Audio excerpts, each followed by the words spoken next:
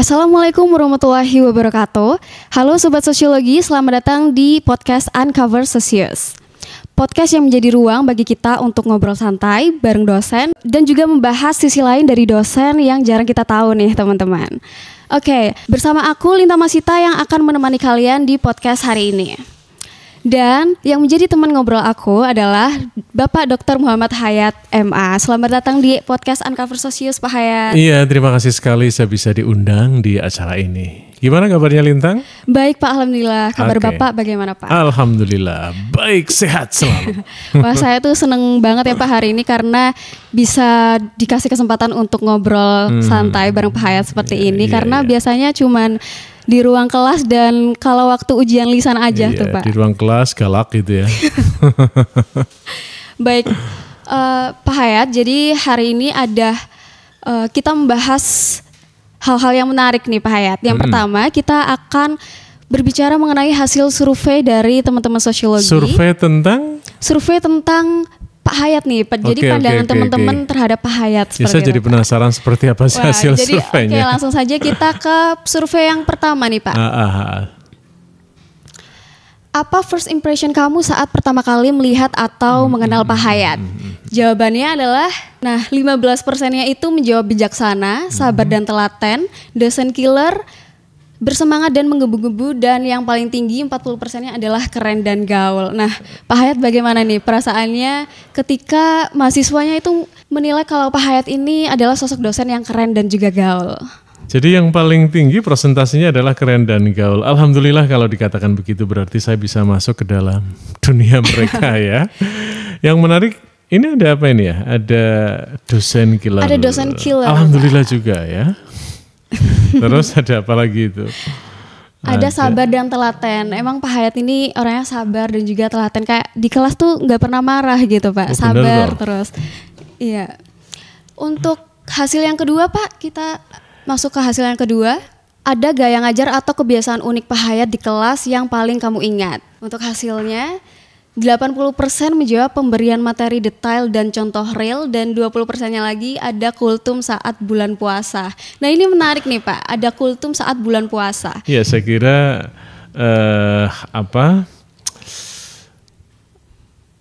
mencontohkan sesuatu ya melalui perbuatan atau melalui perkataan adalah bagian yang saya kira tidak bisa dipisahkan ya dari kehidupan seorang pengajar ya. Saya mengatakan saya bukan hanya pengajar ya, kalau mengajar kan selesai. Tapi bagi saya yang sangat penting juga adalah mendidik ya. Kadang mungkin saya cerewet di kelas ya. Tapi dengan semangat semacam itu saya ingin mengatakan ada value lain yang saya kira penting, apalagi tradisi di Universitas Muhammadiyah Malang, tradisinya kan ada al-Islam dan kemuhammadiyahan, dan itu harus terjawab ya, terpresentasikan dalam realitas keseharian kita ya. Saya kira kalau kultum ya, itu tidak hanya di bulan puasa ya. Saya kira di hari-hari biasa pun insya Allah saya akan mencoba untuk menyampaikan pesan-pesan ya, pesan-pesan kebaikan. Semoga pesan-pesan itu semakin memberikan berkah kepada kita semua gitu ya. Oke, pemberian materi detail dan contoh real. Terima kasih kalau kalian semua merasakan bahwa apa yang saya ajarkan selalu dengan contoh-contoh yang detail. Ya, karena saya kan ngajarnya teori gitu ya. Iya Pak. Kadang-kadang teori itu dianggap sesuatu yang mengkhawatirkan, mengerikan, ya, membuat pening dan sebagainya. Oleh karena itu dengan contoh-contoh yang sederhana yang dekat dengan diri kita sehari-hari, saya harapkan itu akan bisa menjadi benang merah yang memudahkan mereka masuk dalam peta konsep dari teori tersebut. Terima kasih ya, kalian sudah memberikan gambaran. Semoga saja ini adalah, saya yakin, gambaran yang jujur dari kalian semua. Iya. Untuk hasil survei yang ketiga, pernah nggak sih Pak Hayat ngomong sesuatu di kelas yang menurut kamu ngena banget? Untuk hasilnya itu 20% harus pandai memanajemen waktu dan paham akan kehidupan Gen Z, dan 60%-nya adalah manusia sebagai jiwa. Tapi emang Pak Hayanti kalau di kelas tuh sering kalau menasehati mahasiswanya itu dengan kata-kata manusia sebagai jiwa. Ini, jiwa ya? Iya, makna sebenarnya apa nih Pak? Iya, jadi manusia itu seharusnya tidak boleh dilihat hanya sebagai tubuh ya. Tradisi lahirnya sosiologi kan tidak bisa dilepaskan dari hilangnya manusia sebagai subjek ya. Subjek apa? Subjek jiwa. Ketika manusia kehilangan subjek jiwa atau sisi yang paling autentik dari manusia itu human atau humanisasi, peristiwa menjadi manusia, maka pada saat itu sebetulnya manusia hanya indah sebagai tubuh fisik, tapi kehilangan sisi yang sangat penting, yaitu sisi batiniah, sisi hati, sisi jiwa. Maka bagi saya, ketika saya selalu bicara tentang ngomong tentang jiwa, sebetulnya adalah sedang ngomong tentang diri saya sendiri, sedang introspeksi atau look in tentang diri saya sendiri, dan semoga saja kita juga semakin hari semakin merasakan bahwa jiwa itu menjadi sangat penting, apalagi dalam arena yang sangat luar biasa konsumtif, misalnya dalam arena industri, yang kalau dalam kajian Posmo, industri itu kan selalu memperbincangkan kehancuran narasi tentang sisi human atau sisi jiwa manusia, dan manusia harus memupuk itu. Dengan caranya adalah bagaimana kita mencoba untuk look in ya kepada jiwa kita. Hai, manusia adalah jiwa-jiwa yang harus mampu merasakan bahwa merenungi, melakukan kontemplasi adalah hal yang sangat penting. Apalagi kalau kita lihat di dalam Al-Quran ya, ayat pertama yang pertama kali turun, coba apa itu? Iqra bismi rabbikal ladzi khalaq. Ya, bacalah dengan atas nama Tuhan. Membaca tapi dengan atas nama Tuhan. Berarti kita mencari ilmu itu harus dengan nama Tuhan. Karena kalau dengan nama Tuhan, insya Allah jiwa kita tidak kering, jiwa kita akan tenang, sehingga ketika kita melakukan aktivitas apapun adalah aktivitas yang memang hanya beribadah kepada Sang Pemberi hidup kepada kita. Wa ma khalaqtul jinna wal insa illa liya'budun ya. Dan tidak aku ciptakan manusia dan jin kecuali hanya untuk menyembah kepadaku. Menyembah agar jiwa kita tenang, agar kita selalu berkontemplasi, agar kita selalu merenung. Sehingga ketika kita hidup, manajemen waktunya juga bisa baik, ya, paham akan kehidupan kalian sebagai Gen Z, tapi Gen Z yang merasakan bahwa jiwa itu harus selalu dirawat. Kalau orang Islam ya, jiwa yang harus dirawat ya minimal sholat 5 waktu lah, ya begitu. Ternyata maknanya dalam banget ya Pak. Ya insya Allah begitu, karena memang kajian saya kan sebetulnya kajian postmodernisme ya. Jadi saya itu mengkaji tentang kajian postmodernisme. Di sini adalah kajian di mana narasi yang ingin ditumbuhkan adalah narasi kesadaran menemukan manusia. Tapi dalam kesadaran menemukan manusia kita dihantam oleh realitas industri yang sangat luar biasa. Lalu bagaimana caranya? Refleksinya adalah refleksi minimal kepada diri kita. Kalau sudah kepada diri kita sendiri, diri sendiri, insya Allah kepada orang lain pun kita akan memperbincangkan hal-hal yang baik. Salah satunya dan yang sangat penting adalah manusia sebagai jiwa itu. Wah, ngena banget nih teman-teman. Semoga. Iya, semoga. Kita lanjut ke hasil survei berikutnya Pak Hayat. Apa itu? Kalau disuruh menggambarkan Pak Hayat dalam 3 kata, kamu akan pilih kata apa saja? Hasilnya 60% menjawab baik, 20% tegas, dan 20% lagi soft spoken. Wow. Kalau disingkat itu BTS. BTS. Ya. Baik, tegas, soft spoken. Iya, yang soft spoken nih Pak menarik banget. Jadi, iya, saya kok jadi, saya ngerasa tidak soft spoken ya. Oh Pak Hayat rasanya tidak soft spoken gitu ya Pak? Kadang-kadang cerewet, kadang-kadang apa di kelas gitu. Tapi ya alhamdulillah kalau kalian mengatakan bahwa saya adalah soft spoken ya. Menarik banget Bapak tadi hasil surveinya dengan jawaban-jawaban yang menarik dari teman-teman mahasiswa. Sekarang ya, semoga saya bisa baik ya, bisa tegas, bisa soft spoken ya, bisa menjadi bagian dari keseharian baik buat saya dan juga keseharian baik buat kalian semua ya. Nah, baik Pak, kita ke sesi berikutnya nih Pak. Sekarang kita masuk ke personal story dari Pak Hayat. Ya. Nah, banyak yang tidak tahu biasanya. Iya, kita akan mengulik hal-hal yang jarang diketahui oleh teman-teman nih Pak.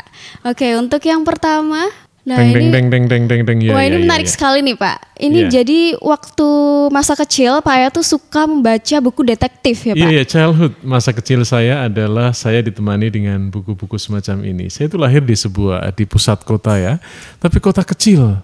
Kota yang sepi sekali, mungkin kota yang paling sepi di Jawa Tengah, namanya Banjarnegara ya. Jadi bahkan saya itu kan di tengah kota betul. Rumah saya depannya alun-alun, tapi kalau malam itu suaranya jangkrik, bayangkan. Suara jangkrik kedengaran padahal di tengah kota. Berarti kan bisa dibayangkan betapa sepinya kota tersebut ya. Di samping alun-alun itu ada pusat pemerintahan ya. Ada kantor DPR ya. Itu di timurnya alun-alun, dan di belakang kantor DPR itu ada perpustakaan. Ya. Perpustakaan. Nah, perpustakaan itu isinya buku-buku yang saya kira menarik, buku-buku seperti ini. Ya, ada, dan semuanya rata-rata memang karangannya Enid Blyton ya, jadi 5 Sekawan ya, terus Seri Komplotan, terus Pasukan Mau Tahu. Jadi ini buku-buku yang membuat saya itu berimajinasi sangat luar biasa. Dan saya itu terkesan sekali dengan salah satu tokoh di trio detektif, yaitu Jupiter. Saya membayangkan suatu saat akan menjadi Jupiter gitu ya. Jadi salah satu tokohnya di trio detektif, ini ada 3 detektif, salah satu namanya adalah Jupiter. Dan saya membayangkan suatu saat bisa seperti itu, imajinasinya kemana-mana. Apalagi ketika baca 5 Sekawan. 5 Sekawan itu ada 4 anak ya, sama satu anjing kecil ya. Nah, terus ini Pasukan Mau Tahu. Pasukan Mau Tahu yang menarik ini adalah ada seorang polisi yang selalu berburu misteri ya dengan Pasukan Mau Tahu. Tapi sang polisi ini selalu kalah ya dari si Pasukan Mau Tahu ini. Pak polisinya ini biasanya dipanggil, saya masih ingat namanya Pak Ayo Pergi kalau tidak salah ya, namanya dipanggilnya sama si teman-teman Pasukan Mau Tahu itu adalah si Pak Ayo Pergi ya. Ini luar biasa sekali. Dan Seri Komplotan juga luar biasa. Ada lagi sebenarnya Seri Hijau dan sebagainya. Wah, luar biasa. Dan saya ngerasa ya bahwa dengan membaca buku-buku semacam ini, ketika saya belajar sosiologi, pada akhirnya saya menemukan satu benang merah yang sangat luar biasa. Karena ketika saya suka membaca detektif, pada akhirnya saya suka sejarah ya. Pada akhirnya saya suka pengalaman-pengalaman masa lalu, dan pada akhirnya saya sering mengimajinasikan apapun yang saya lihat itu. Dan ketika belajar sosiologi, saya jadi teringat salah satu buku menarik dari Charles Wright Mill ya, yaitu The Imagination of Sociology. Jadi seorang sosiolog atau pengrajin sosiologi seharusnya adalah orang yang harus punya imajinasi sosiologi. Imajinasi sosiologi itu bisa berjalan dengan baik kalau kamu suka sejarah dan kamu suka tentang masyarakat. Pas ini menurut saya. Jadi masa lalu ketika membaca buku semacam ini, ketika saya sekarang berprofesi sebagai dosen sosiologi, ternyata memberi mata rantai yang sangat luar biasa. Dan ini ternyata masih terngiang di dalam pikiran saya. Saya jadi ingat ya seorang tokoh neo-Marxis ya, namanya Karl Polanyi, bahwa kehidupan manusia sebetulnya terembedded ya, terlekat tentang sesuatu. Sesuatu apa? Di masa lalu itu. Masa lalu, imajinasi semacam ini ternyata memberi nutrisi yang sangat luar biasa ketika saya sekarang menjadi dosen di Prodi Sosiologi FISIP UMM. Wah, masa kecil yang seru dan menyenangkan banget ini Pak. Ada yang lain lagi? Ada Pak. Untuk yang lain ini ada berkebun. Kalau berkebun ini menjadi bagian yang sangat luar biasa. Ini ada tanaman sirih ya, sampingnya salam ya, sampingnya itu ada pohon nangka ya, ini bunga mawar ya, itu ada lidah mertua dan sebagainya. Sekarang nangkanya sudah tidak pernah berbuah lagi, jarang sekali berbuah ya. Terus sirihnya masih terus, salamnya juga masih terus ya. Di sebelah sana itu ada tomat ya, ada bayam ya, ada kangkung kangkung dan sebagainya dan sebagainya. Pokoknya kalau ngomongin berkebun tidak akan selesai deh. Wah, ini emang hobi yang dari dulu sampai sekarang gitu ya, sampai Pak? Sampai sekarang. Ini Dan sebetulnya masih ada satu lagi, yaitu memasak ya. Oh, saya suka sekali memasak. Jadi dapur bagi saya adalah tempat yang sangat istimewa buat saya ya. Jadi kalau sedang saya memasak ya tinggal ambil salamnya di situ ya. Jadi ada serainya juga ya, langsung saya ambil dan sebagainya. Enak ya. Oke. Nah, untuk yang selanjutnya ini ada mendaki gunung nih Pak. Ya, ini bagian yang tidak bisa dilepaskan dari kehidupan sehari-hari saya, mendaki gunung ya. Saya menemukan sesuatu yang sangat luar biasa. Coba deh ya, kalau kalian mendaki gunung, kalian akan ngerasa bahwa di situ adalah proses belajar memahami individu sebenar-benarnya. Ya, kalau kamu pengen tahu seseorang itu seperti apa, ajak deh daki gunung ya, akan tahu. Ketika capek orang kan akan keluar apa? Keluar karakternya ya kan. Iya, capek kan akan kelihatan dia itu sangat egois atau apa dan sebagainya. Tapi awalnya mungkin begitu, tapi ketika kita sudah sering mendaki gunung, akhirnya proses menurunkan ego itu terasa banget porsinya gitu ya, karena di situ kita diajak untuk proses untuk merasakan keletihan, proses untuk merasakan bahwa menuju satu posisi itu harus butuh kerja keras yang sangat luar biasa. Ketika sudah ada di puncak ya, itu kesyukuran itu yang sangat luar biasa. Syukur betul ketika sudah ada di puncak. Ya, jadi kalau begitu hal yang sangat penting. Oleh karena itu saya menjadi ingat salah satu ayat di dalam Al-Qur'an, fabi ayyi ala'i rabbikuma tukadziban, dan nikmat Tuhan manakah lagi yang engkau dustakan ya.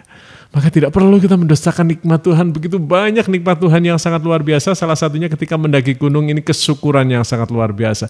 Ayat itu memberi mantra yang sangat luar biasa bagi saya. Untuk selalu look in, untuk selalu kontemplasi, untuk selalu introspeksi kepada diri sendiri. Wah, ini hobi masa muda ini ya Pak? Iya, hobi kalau masa sekarang muda. Masih digeluti atau enggak Pak naik gunung? Sudah lama sekali tidak.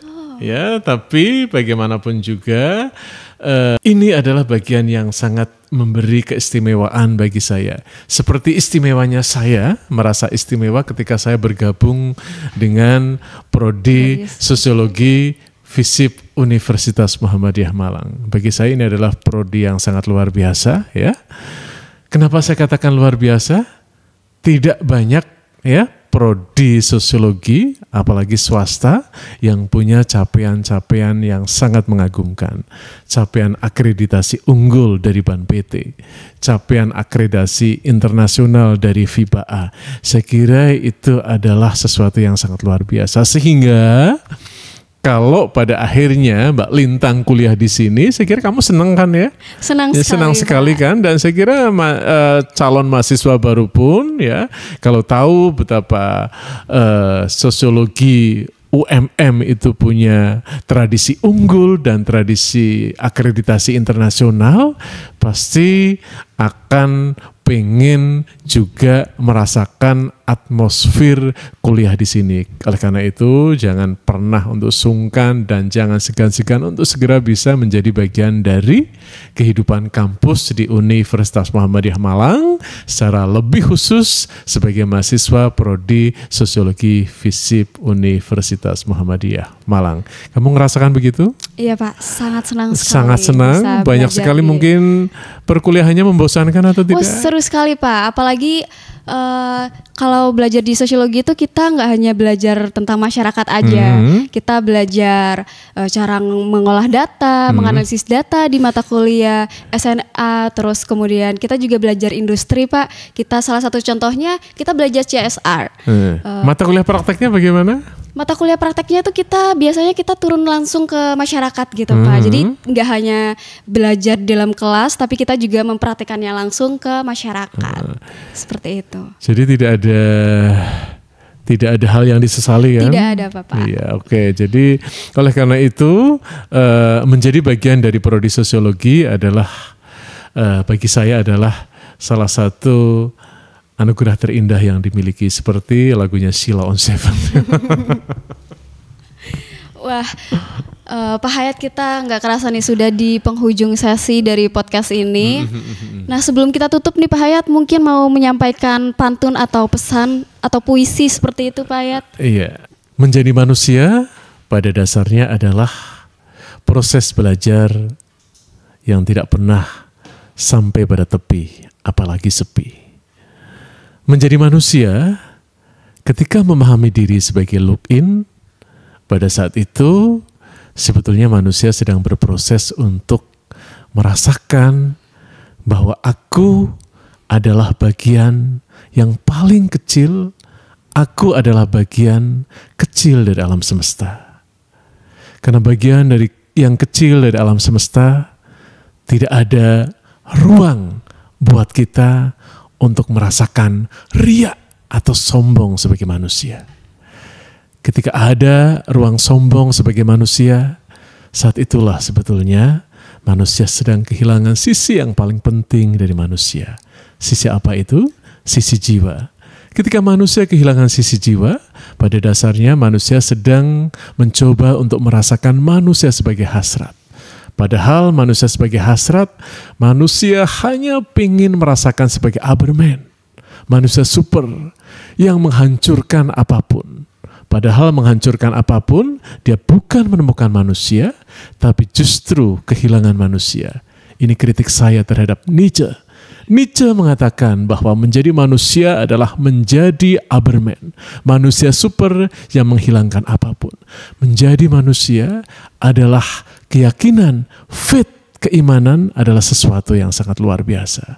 Oleh karena itu, dalam jiwa-jiwa manusia adalah jiwa-jiwa tentang Iqra' Bismi rabbikal ladzi khalaq. Bacalah atas nama Tuhan. Ketika kamu membaca atas nama Tuhanmu, disitulah kamu merasakan kesyukuran, disitulah kamu menemukan jiwa, disitulah kamu merasakan bahwa hidup tidak akan menemukan tepi, tapi terus berjalan tanpa perlu untuk menyesali.